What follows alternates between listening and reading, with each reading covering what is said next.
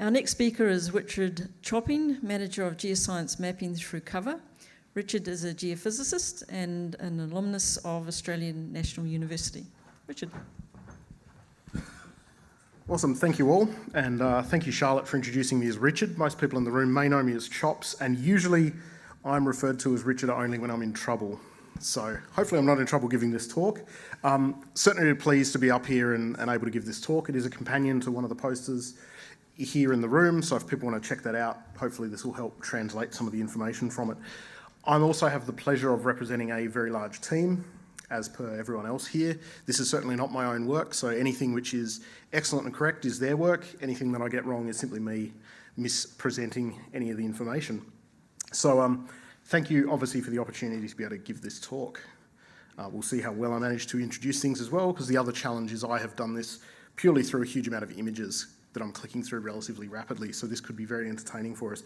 But the important part about this, in terms of the Far East Yilgarn, is simply that the Far East Yilgarn is something that many people haven't considered as a destination they might actually want to get out there and do some work on or think about. It's often a part of the world that really gets ignored. Obviously, there's been things such as the discovery of Gruyere. We're actually talking about even further east than that. So we really are talking about the real key eastern margin of the Yilgarn. And again, hey, success, we have forward movement. So this is what we mean by the Far East Yilgarn. Many people would think of the East Yilgarn, like I say, as terminating at Gruyere, but that's really the kick-off point for what we're talking about. It really is the Far East component, hence the capital F for the far. The important thing about this and why people need to consider this is obviously there's a number of different cover sequences in the region, but also from the 2011 YOM seismic line, we actually do know that the Yilgarn extends all the way out to the Musgraves. So it extends a long way undercover. Some of that cover, as you start to head really east, is quite thick, but there are relatively shallow areas of cover for us to be able to get out there and map. So in terms of the YOM seismic line, we can sort of see that. It's Yilgarn all the way across, and it all the way across to the Musgraves. So that's a really important component. People really need to think about all the way out there and how we might understand what's out there. So Simon talked about earlier our strategy and how we need to really understand the gap. This is one of the key margins in Western Australia to really unravel Western Australian geology. The important thing here is we actually brought together in this wonderful package, USB, can get it here, brought together in this package a huge amount of the sparse data. A lot of what you've just heard is about all the new legacy things we're able to bring together. The Far East Yilgarn package is more so actually about what don't we understand, what data don't we have in the region, and it's really about the kick-off of a future piece of work for us to get out here and map this very important margin. The other part is, while you may be familiar with our USB packages, a number of these layers, not just from this AGP package, but many of the others, do actually sit on the data and software centre that we have available. So that's important for people to be able to just grab it and go and look at this sort of important information out there. Now, obviously, as a geophysicist, I think the most important thing is geophysics. So we'll kick off with that. I promise the rest of the talk is not so geophysical heavy. We wanted to bring together new geophysical insights. So a number of these things are extracted from the state layers, but some of them are sort of tailored to what we might actually need out here in the Far East. So on the left, we have an image of the crustal thickness from various passive seismic experiments and also active seismic. And that gives us a bit of an idea about as we sort of transition into the Musgraves. You can see there are some obvious trends. Those trends are influenced where we have data. So that says we do need more data in order to be able to make some further insights into this region. In the centre, we have the isostatically reduced gravity data. That is perfect for explorers who want to understand just the crust, and they aren't looking at some of the variations due to crustal thickness. And in this part of the world, as you're dealing with a basin getting thicker, that's a very key insight. That's the kind of thing that will help you trace greenstone belts as we head out underneath the Officer Basin. On the right is a product that people may not be so familiar with. That is magnetic data, but it's presented in a different way, and that is in fact the magnetic integral. The magnetic integral just happens to have a really nice depth fall-off, which makes it much more comparable to gravity data in terms of its depth of investigation. So it's another way that we can filter and look at the data to understand what's actually out there. So there's a number of these sorts of innovative products that we've put onto the package for explorers to be able to grab and use to understand what's actually going on in the region. The other component, and Warren talked about this, is enhancing the regolith understanding. So excellent work by Nadir, who will give a bit of an update after lunch. So I don't want to spoil her thunder too much in terms of what's been done. But across the state, we looked at the regolith regime. So what is residual, what is exposed, what is depositional.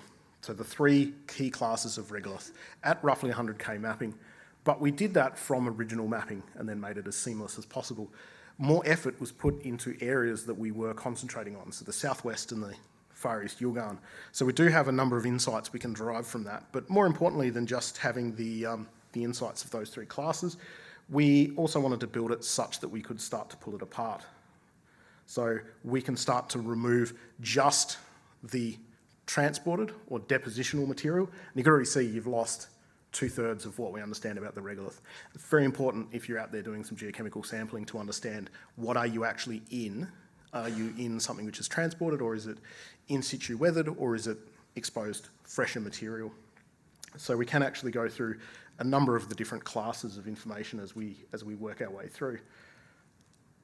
So hopefully I'll be able to rapidly move on and remove some of the other layers. But that's the important thing about what I want to present in terms of this package, are all the different ways we layered information such that explorers can start to pull that apart and put their own data into context. So hopefully we get a magic moment of things moving forwards, otherwise we'll rapidly jump ahead, which is always very exciting with these things. Yep, so the important thing here is we can start to integrate that with other data. So here I've actually put just the exposed data on top of the gravity. So now you are actually looking at what are the outcrop, and that outcrop might be things that people regard as cover, but that is fresher rock sitting on top of the gravity. And you can see how much we actually need to understand and expand out away from the available outcrop. So now I'll innovatively skip through a few more slides and also put that on top of the magnetic data in terms of the magnetic integral and bring in the major crustal boundaries. And this will be something that I'll use as a bit of a cornerstone for the next little segment for people to be able to understand what we're actually looking at. Again, derived from the state layers, but this gives us the key fundamental line work that actually controls some of the geology.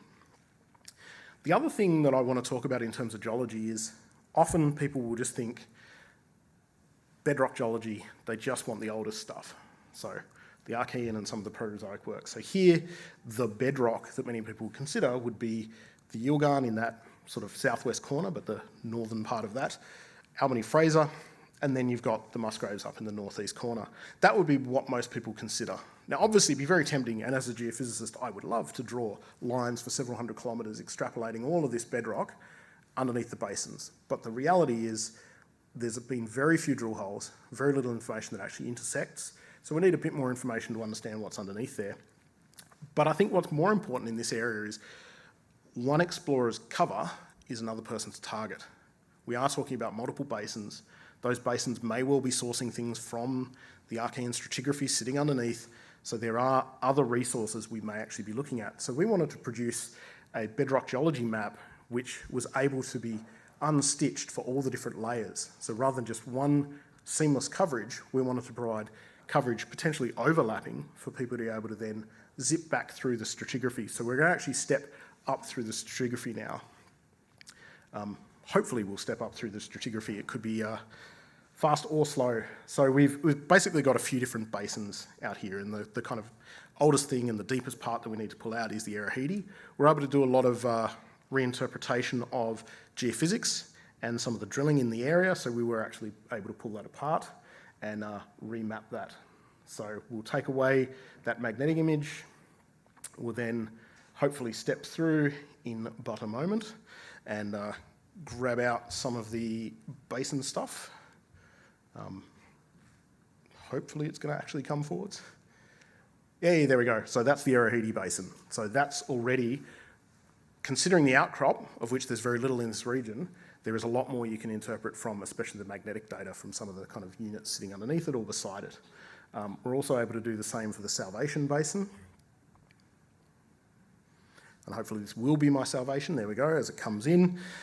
Then we really get into the absolute meat of the cover in this region for many of the explorers who actually want to step through. So then we get the first phase of the Officer Basin, And then the second phase of the officer basin. So you can actually see, obviously you're getting two different parts of it, but deeper parts of the stratigraphy. And as we get out to the musgrades, as we get thicker, you're getting more of that phase 2 of the officer coming in.